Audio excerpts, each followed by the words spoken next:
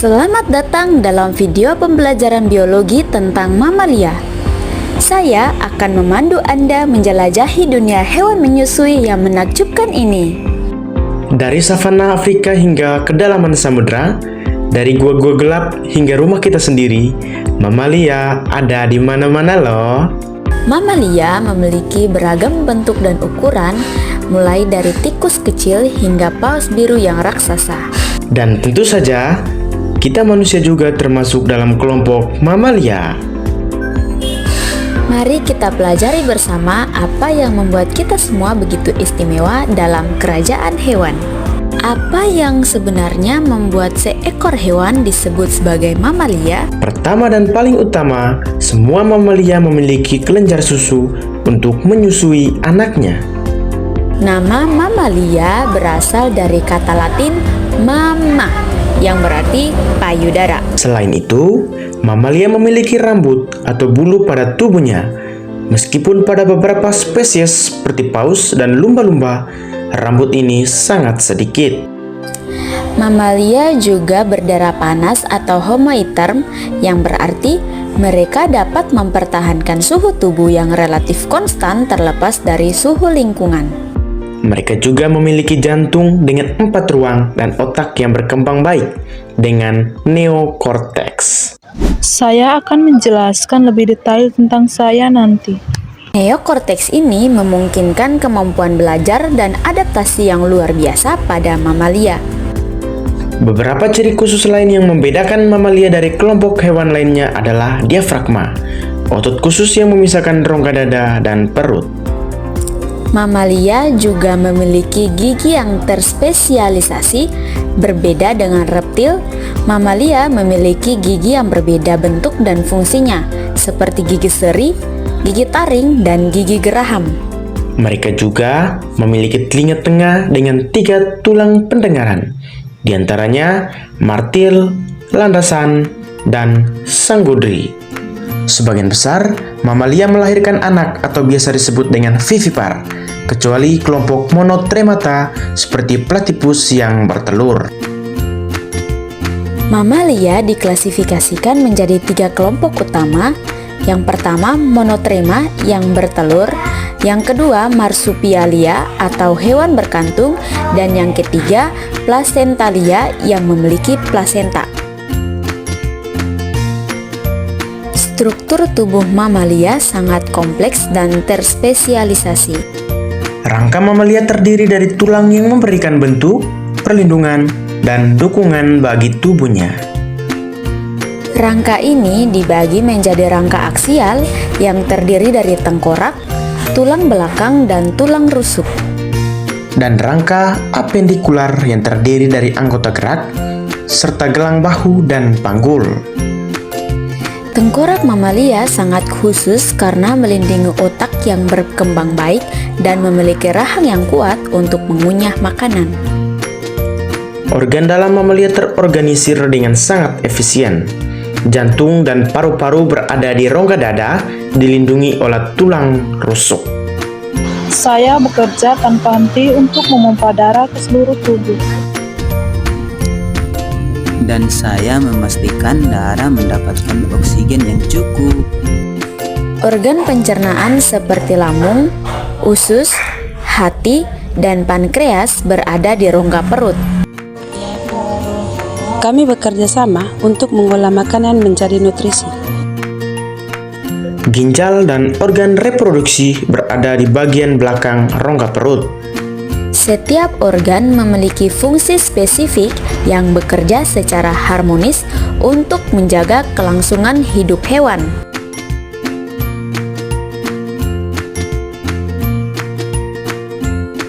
Mamalia memiliki 3 jenis otot yang berbeda. Mari kita kenali mereka satu persatu. Halo semua, saya adalah otot lurik atau otot rangka.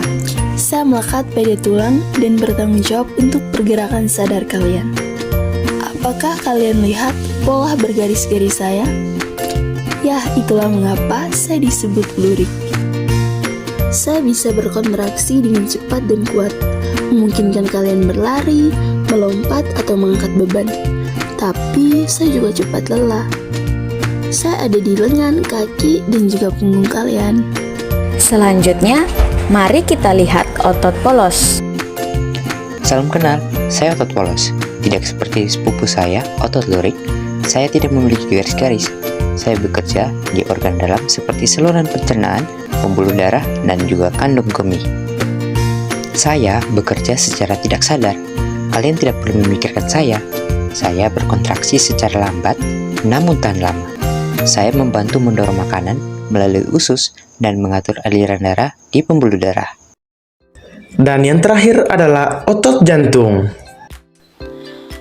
Hai, saya otot jantung. Jenis otot yang sangat spesial. Saya hanya ditemukan di satu tempat, jantung. Saya seperti gabungan dari otot lurik dan otot polos. Saya terlihat seperti otot lurik dengan garis-garis, tapi bekerja secara otomatis seperti otot polos. Yang paling menakjubkan, saya dapat berkontraksi terus-menerus tanpa lelah sepanjang hidup. Dari lahir hingga meninggal, saya tidak pernah berhenti bekerja. Ketiga jenis otot ini bekerja sama untuk memungkinkan mamalia bergerak dan menjaga fungsi organ dalam mereka. Oke, sekarang mari kita bahas sistem sirkulasi pada mamalia. Halo semuanya, saya adalah jantung pusat sistem sirkulasi. Saya memiliki 4 ruang, 2 atrium di bagian atas, dan 2 ventrikel di bagian bawah. Struktur 4 ruang saya memungkinkan pemisahan sempurna antara darah kaya oksigen dan darah miskin oksigen. Ini membuat pengiriman oksigen ke seluruh tubuh menjadi sangat efisien. Bagaimana dengan pembuluh darah? Hai, saya adalah aliran darah yang mengalir melalui 3 jenis pembuluh darah. Arteri membawa saya dari jantung ke seluruh tubuh. Vena membawa saya kembali ke jantung. Dan kapiler adalah pembuluh terkecil tempat saya menukar nutrisi, oksigen, dan limbah. Mari saya jelaskan perjalanan saya. Saya yang miskin oksigen atau berwarna biru dari seluruh tubuh masuk ke atrium kanan jantung, kemudian ke ventrikel kanan yang memompa saya ke paru-paru. Apa yang terjadi di paru-paru? Di paru-paru, saya melepaskan karbon dioksida dan mengambil oksigen, berubah menjadi darah kaya oksigen atau berwarna merah. Kemudian saya kembali ke atrium kiri jantung, lalu ke ventrikel kiri yang memompa saya ke seluruh tubuh. Dan siklus ini terus berulang sekitar 100.000 kali setiap hari pada manusia. Sistem sirkulasi ganda ini sangat efisien dan merupakan salah satu kunci keberhasilan mamalia dalam beradaptasi dengan berbagai lingkungan. Nah, selanjutnya mari kita bahas sistem pencernaan pada mamalia. Halo, kami adalah sistem pencernaan, saluran panjang yang dimulai dari mulut dan berakhir di anus. Mari ikuti perjalanan makanan melalui kami.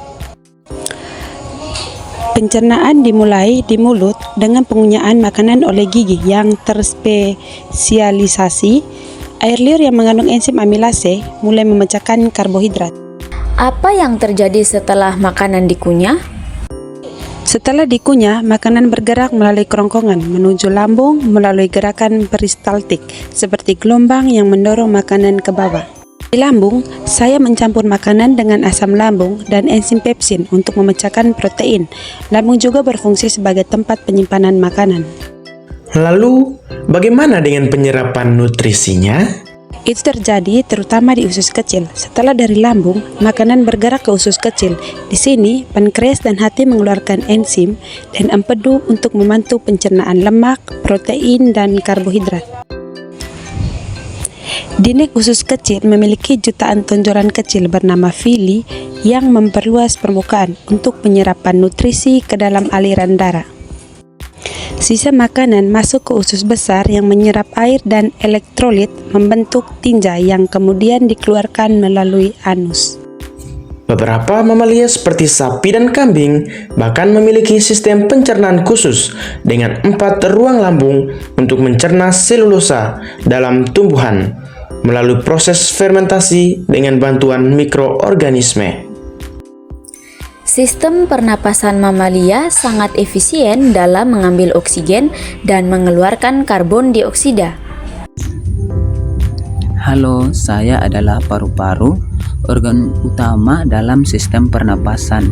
Mari saya jelaskan bagaimana saya bekerja. Udara masuk melalui hidung atau mulut, melewati faring atau tenggorokan, laring atau kotak suara, dan trakea atau batang tenggorokan. Trakea bercabang menjadi bronkus yang menuju ke masing-masing paru-paru, kemudian bercabang lagi menjadi bronkiolus yang semakin kecil. Bronkiolus berakhir di alveolus, kantung udara mikroskopis yang saya miliki jutaan jumlahnya. Disinilah pertukaran gas terjadi. Lalu, bagaimana ya proses pertukaran gas ini terjadi? Izinkan saya menjelaskan. Saya adalah proses pertukaran gas yang terjadi di alveolus. Setiap alveolus dikelilingi oleh kapiler darah yang sangat kecil. Pada saat yang sama, oksigen dari udara dalam alveolus berdifusi ke dalam darah. Ini terjadi karena perbedaan konsentrasi molekul bergerak dari area konsentrasi tinggi ke area konsentrasi rendah.